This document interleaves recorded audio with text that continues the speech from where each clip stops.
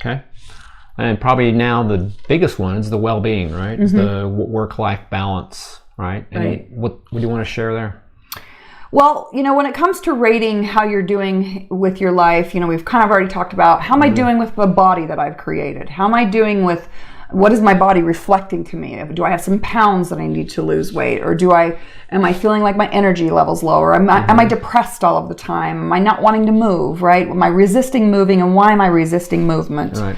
And then as with my bank account, where is my bank account? Am I happy with what's being reflected back to me? Do I have a savings? Do I have a plan for retirement? If not, I need to be put on my big girl panties and figure out what my plan is going to be, right? I think part of being 50 is realizing that there is no knight in shining armor that's going to come ride up on a white horse and rescue you. I mean, you now are living life at the level, which is the third act of your life, answering the higher calling and saying, I will learn how to take care of myself, and I can be happy myself, and I'm not dependent on anybody, for me to love me, because I am love. I am the energy of love. And so when it comes to well-being, we can look at our relationships and say, how am I doing in the relationship department? And I had a lot of work to do here. After my divorce, I was super, I think if you guys understand loss, when you're in pain, you do not want to be around people, because the misery likes company, right? We pull people down when we're miserable. And so when I was miserable and in pain, it was just really hard for me to be around my family.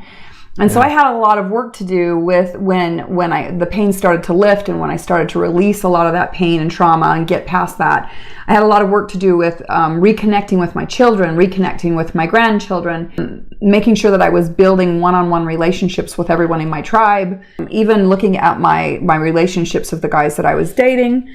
You just want to ask yourself, am I connected? Do I feel connected, or do I feel separate from everyone else? And am I sharing? Am I being vulnerable? Am I listening? Yes. Now it's your turn. Yes. So how are your relationships, Todd? Well, my current one, it's going pretty well, I would say. But I think for people out there who are again, I'm just speaking from my knowledge, is that when you get divorced, or let's say you've had a big breakup, is a lot of times you have a lot of stuff. Right. And for me, simplifying my life was a massive priority for me, because with stuff becomes memories. Right. With stuff, I had this thought. I had all this stuff that I want to remember, so I would just take a picture of it and then just toss it. Right. So what a great idea. It's just make it digital. Have the memory disappear. Lose the stuff. Right. So simplify, right? Get rid of the couch, get rid of us. I mean, you don't need it, right? Especially because you're trying to build new memories, and we have a couple stories with Jill. Like when you get rid of stuff, it clears your mind, it clears your soul, and makes room for new memories. Yeah, and like recently, just the other night, I mean, I go through phases. We go through layers, of loss and letting go a little bit at a time, and just recently I've been redecorating my bedroom. I got a new mattress. I gave my girls my credit card and said, hey, boy, was that you guys can spend up to $2,000 to redo my bedroom. And then every day I had like a new package from Amazon arriving at my door. I had surprises, like Santa Claus. She would ask her kids, how much did this cost? And they're like, I don't know. So I had to wait to look at the Amex bill. But anyways, I was wanting to get rid of old furniture from my marriage. I threw away like 30 pair of pants. I think it was I had like 70 yesterday. Pair or something. Yes. Yeah, that was like yesterday. She still has 25 though. Still do have a huge closet. But she got rid of 35. But I don't want to see the things that trigger me. I don't want to see the things that remind me of my old life. I don't want to remember what I used to weigh and then try to get back into those pants, right? I just I am who I am, and I need to celebrate who I am. And so I think when we simplify, it's like cleaning out that closet, and then all of a sudden it's like, those are the 5 same shirts I'm always trying to find. And there they are. Yeah.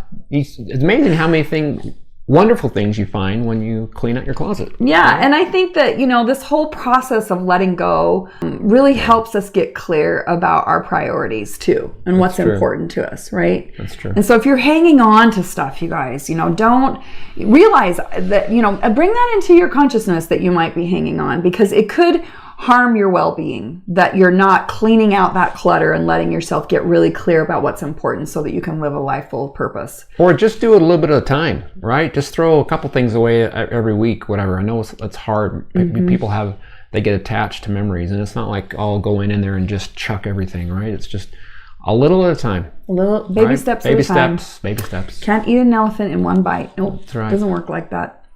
All right. One more thing. One more thing? Yeah, one more thing. I just want to recap on relationships because relationships are so important in the spiritual journey of becoming a soulful creator. And I just want to state that, a way to measure how you're doing with your relationship is to ask yourself, are the relationships that I have harmful or helpful?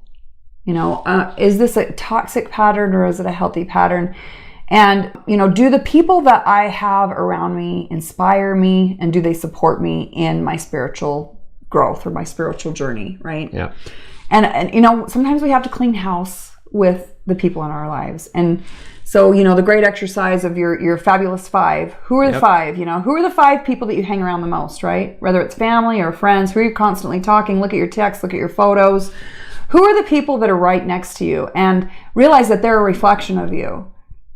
And if you're wanting to up the game, then, think about who you would like to become like, and then figure out a way to hang around them. Yeah. So, because you are the average of the five people you hang around, right? Yep.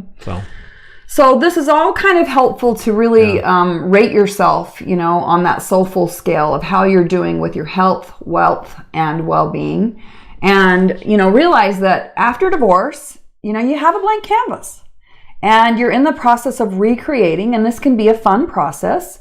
You want to have that balance of work and life, but soulful journey doesn't have to be painful. It can be a lot of fun because, it's an opportunity for you to recreate yourself and create the higher version of yourself by letting your soul, come out and play. Right. And I do think, just in closing, is that we have to know where we sit at this moment in this current reality before we can even start anything. Right. Exactly. So think of that. Look what you need to do as far as to get what your reality and what all the things that you need to do to get moving and to start simplifying your life.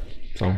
Yep. All right. Stick with us, you guys. We got a lot more coming, and starting over, rebuilding is actually pretty fun at this age because we're free. It is. And so stick with us. We're going to give you more and more tips as we go. Good. All right. Have a great day.